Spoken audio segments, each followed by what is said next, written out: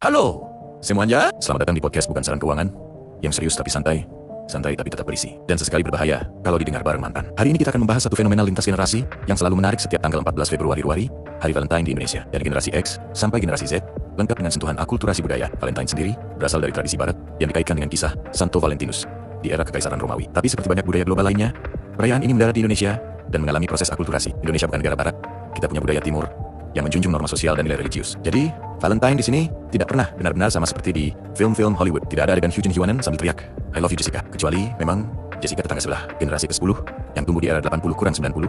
Anne mengalami Valentine dalam versi yang jauh lebih analog.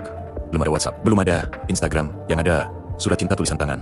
Wangi kertasnya kadang lebih menyengat dari parfumnya. Bayangkan, seseorang menulis surat sambil memutar lagu dari Chrisye ataukah Hidna. Kalimatnya panjang, puitis, kadang terlalu puitis, sampai lupa tanda baca. Valentine saat itu bukan soal upload story, tapi soal keberanian menyelipkan surat di buku LKS tanpa ketahuan guru romantis. Ya, deg-degan sangat.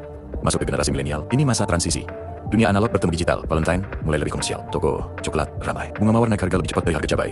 SMS jadi alat utama. Happy Valentine ya, sederhana, tapi pulsa kepotong. Lagu-lagu dari Sheila On 7 atau Tulus sering jadi soundtrack galau di bulan Februari. Dan jangan lupa, era ini adalah era status Facebook panjang-panjang. Taken 14.022.009 dunia harus tahu. Bahkan tetangga yang tidak peduli pun jadi tahu. Namun di sisi lain, mulai muncul perdebatan sosial. Sebagian kelompok menganggap Valentine tidak sesuai dengan nilai budaya atau agama lokal. Di beberapa daerah, bahkan ada larangan atau pembatasan perayaan. Disinilah akulturasi terjadi.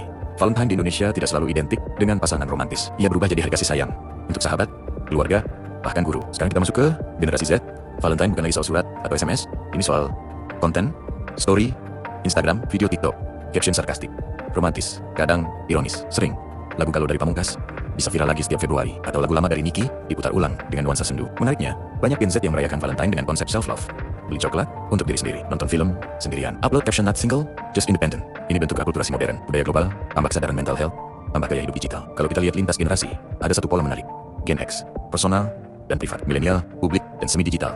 Gen Z, digital total dan performatif. Namun di Indonesia, Valentine selalu diadaptasi, tidak pernah 100% barat. Kadang dirayakan sebagai hari persahabatan, kadang sebagai hari berbagi coklat di sekolah, kadang sebagai hari diskon besar-besaran di marketplace. Akulturasi itu seperti rendang, asalnya dari budaya tertentu, tapi ketika menyebar, ia tetap punya identitas lokal yang kuat. Valentine di Indonesia bukan hanya soal cinta romantis, tapi tentang bagaimana masyarakat kita menyaring budaya luar, menyesuaikannya dengan norma, dan kadang menertawakannya. Dari surat cinta beraroma parfum sampai story dengan filter hati berterbangan. Valentine di Indonesia adalah cermin perubahan zaman. Yang berubah adalah medianya, yang tetap kebutuhan manusia untuk merasa dicintai. Entah kamu Gen X yang masih menyimpan surat lama di laci, milenial yang pernah boros pulsa demi SMS panjang, atau Gen Z yang bilang Valentine biasa aja, tapi tetap cek notifikasi. Pada akhirnya kasih sayang tidak butuh tanggal khusus, tapi kalau ada diskon coklat, ya kenapa tidak? Saya pamit. Selamat merayakan atau tidak merayakan Hari Valentine. Sampai jumpa di episode berikutnya.